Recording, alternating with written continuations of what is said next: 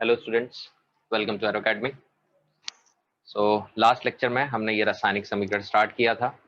हमने सीखा था कि क्या क्या रिस्पॉन्सिबिलिटीज है किसी रिएक्शन के, कैसे हमें पता चलता है कि ये रासायनिक परिवर्तन है या भौतिक परिवर्तन है। इसके अलावा रासायनिक परिवर्तन लिखते समय हमें कौन कौन से रूल्स और रेगुलेशन के बारे में पता होना चाहिए, तो वो हमने सीखा था। आज हम सीखने वाले हैं कि हम रिएक्शन को, इस रासायनिक समीकरण को कैसे बैलेंस कर सकते हैं, या अगर हमें ये सवाल, ये प्रश्न एग्जाम में पूछता है तो हमें ये पता रहना चाहिए कि हम इसको कैसे बैलेंस करते हैं। बैलेंस करना मतलब संतुलित करना, और संतुलित करने का मतलब बड़ा सिंपल होता है। जैसे अगर हम मार्केट में जाते हैं, आलू खरीदने जाते हैं, कोई भी चीज खरीदने जाते हैं जो वजन के हिसाब से मिलता हो, तो अगर ये समझ लीजिए ये तराजू, जिसको हम पहले तराजू के नाम से जानते हैं, ये काटा होता है यहाँ पे, और इस साइड एक प्लेट होता है और इस साइड एक प्लेट होता है। तो समझ लीजिए अगर यहाँ पे 1 किलो का वजन रखा गया है और यहाँ पे आप आलू रख रहे हैं अगर, ठीक है, तो कितना आलू रखेंगे जब दोनों क्या हो जाए, बराबर हो जाए, है ना। तो जब दोनों संतुलित हो जाते हैं और ये जो कांटा होता है ये सीधा हो जाता है, तो हम क्या बोलते हैं, हाँ ये बराबर 1 किलो है। लेकिन अगर ये नीचे की तरफ आ गया तो क्वांटिटी क्या हो गई, आलू की ज्यादा हो गई, तो कांटा इस तरफ चला जाएगा। अगर ये नीचे की तरफ आ गया तो कांटा इस तरफ चला जाएगा, तो इसको असंतुलित कहेंगे। तो संतुलित मतलब होता है दोनों साइड से बराबर। ठीक उसी प्रकार अगर हम कोई केमिकल रिएक्शन स्टडी करते हैं, अगर हम कोई केमिकल रिएक्शन स्टडी करते हैं तो वो दोनों साइड से क्या होना चाहिए, बैलेंस होना चाहिए। अब उसे हम बैलेंस करना सीखेंगे कैसे, देखिए। तो सबसे पहला चीज होता है कि आपको एक कॉलम बनाना है। जैसे यहाँ पे एक उदाहरण दिया गया है, उस उदाहरण को मैं आप लोग को एक्सप्लेन करूंगा पहले, उसके बाद हम दूसरे दूसरे एग्जाम्पल्स लेके समझने की कोशिश करेंगे कि किस प्रकार से हम इन रासायनिक परिवर्तनों को, समीकरण जो है, इनको बैलेंस कर सकते हैं। तो सबसे पहले सोपान 1, दिया गया समीकरण रासायनिक सूत्रों का उपयोग करके पुनः लिखिए। मतलब अगर मान लीजिए सिर्फ नाम लिखा हुआ है, ठीक है, जैसे अभी मान लीजिए रिएक्शन लिखा हुआ है NaOH H2SO4 and Na2SO4 and H2O, ठीक है, तो हम एक कॉलम बनाएंगे। हम पहले ऑब्जर्व करेंगे कि कौन कौन से अलग अलग तत्व हमें दिख रहे हैं। तो हमने देखा, ओके, तो अब जैसे हम देख सकते हैं इसके अंदर हमें सोडियम दिखाई दे रहा है, ऑक्सीजन, हाइड्रोजन, सल्फर। हमने तत्वों का एक कॉलम बना लिया।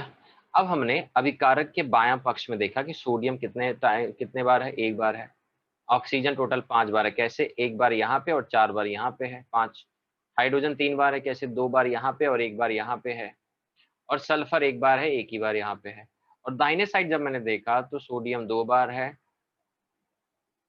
ऑक्सीजन 5 बार है, हाइड्रोजन 2 बार है और सल्फर 1 बार है।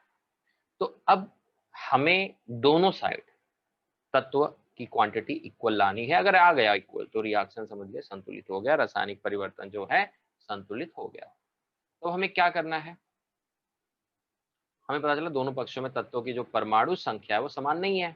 तो रासायनिक अभिक्रिया के समीकरण को संतुलित करने के लिए जिस यौगिकों में परमाणुओं की संख्या अधिक है उस यौगिकों से शुरुआत करना आसान होता है। उसी प्रकार इस यौगिकों के जिस तत्व के परमाणु दोनों पक्षों में असमान है उस तत्व का प्रथम विचार करना सुलभ होता है।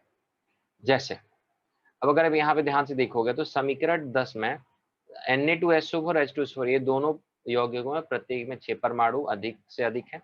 इसमें Na2SO4 इन यौगिकों का चुनाव करो।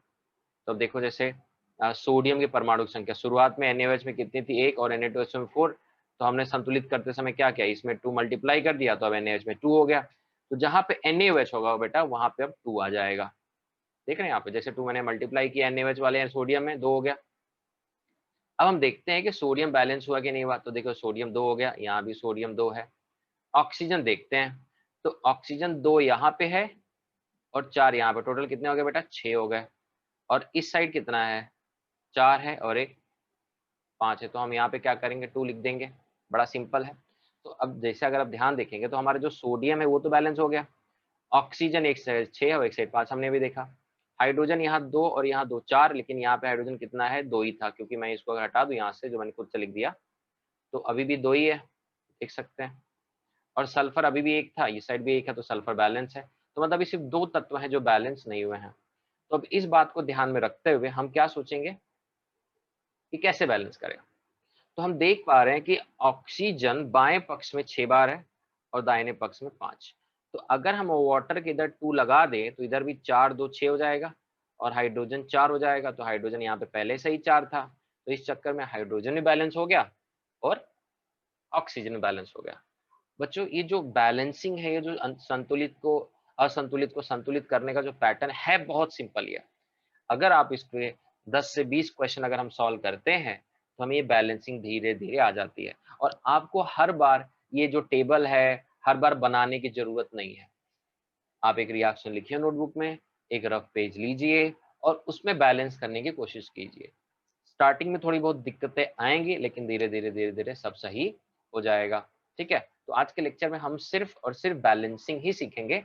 अगली कक्षा में हम लोग टाइप्स ऑफ केमिकल रिएक्शन पढ़ेंगे कि कितने प्रकार के केमिकल रिएक्शन हैं। चलिए अब हम कुछ उदाहरण लेते हैं इस रिएक्शंस को समझने के लिए।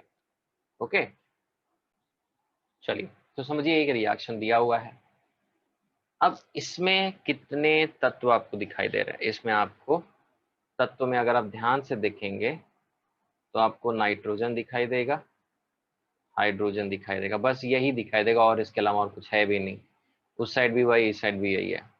तो अगर हम इसको बात करें लेफ्ट हैंड साइड और राइट हैंड साइड के टर्म में, अभिकारक मतलब लेफ्ट हैंड साइड हो जाएगा और उत्पाद राइट हैंड साइड हो जाएगा। तो हम इसको यहाँ पे लिख देंगे लेफ्ट हैंड साइड और राइट हैंड साइड। मतलब LHS मतलब हो जाएगा आपका रिएक्टेंट और इधर हो जाएगा प्रोडक्ट। तो ठीक है, चलिए पहला स्टेप लिख लेते हैं। तो रिएक्टेंट में नाइट्रोजन 2 बार है, हाइड्रोजन 2 बार है और प्रोडक्ट में जो नाइट्रोजन है वो 1 बार है और हाइड्रोजन 3 बार है। अब हमें बैलेंस करना है। ठीक है, अब हमें बैलेंस करना है। तो समझिए अगर मैं यहाँ पे जो नाइट्रोजन है रिएक्टेंट में 2 बार है, तो अगर इसमें मैं 2 मल्टीप्लाई कर दूं प्रोडक्ट साइड में तो रिएक्शन क्या हो जाएगा N2 प्लस H2। तो ये हो जाएगा 2NH3। तो अब देखिए नाइट्रोजन बैलेंस हो गया। अगर आप ध्यान से देखें तो नाइट्रोजन बैलेंस हो गया। आप फिर से वापस बना लेते हैं NH, रिएक्टेंट मतलब अभिकारक और प्रोडक्ट मतलब उत्पाद। अब देखिए नाइट्रोजन इधर 2 है, उधर भी 2 है, इधर नाइट्रोजन 2 है, इधर नाइट्रोजन कितना है बेटा 6 है। देखो 2 3 जा 6। अब सिर्फ हाइड्रोजन बाकी रह गया। तो अगर मैं हाइड्रोजन जहां पे लिखा हुआ है रिएक्टेंट में, अगर वहां पे मैं सिर्फ 3 मल्टीप्लाई कर दूं तो क्या हो जाएगा नया रिएक्शन? देखिए N2 plus 3H2 gives you 2NH3, है ना। अब वापस से हम समझने की कोशिश करते हैं इसको। नाइट्रोजन लिखते हैं यहाँ पे,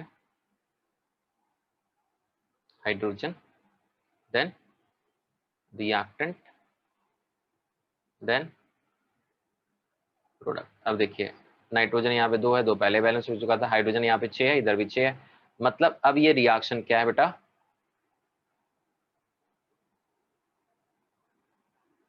संतुलित है। ये रिएक्शन क्या हो गया अभी?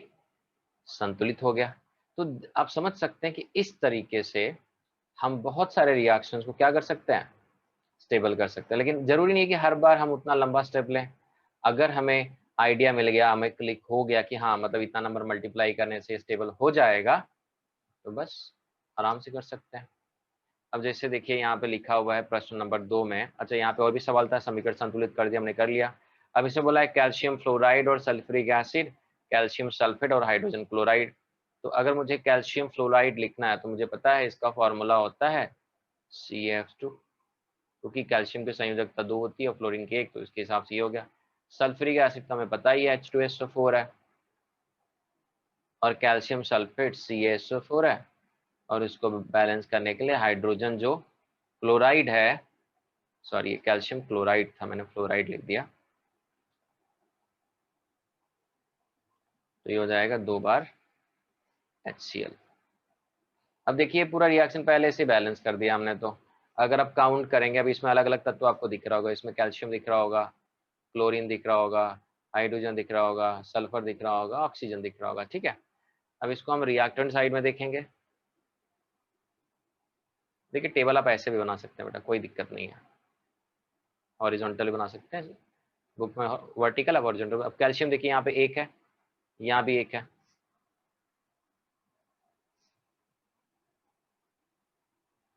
क्लोरीन यहाँ पे 2 है, यहाँ पे 2 है, देखिए 2 2 जा 2 1 जा 2।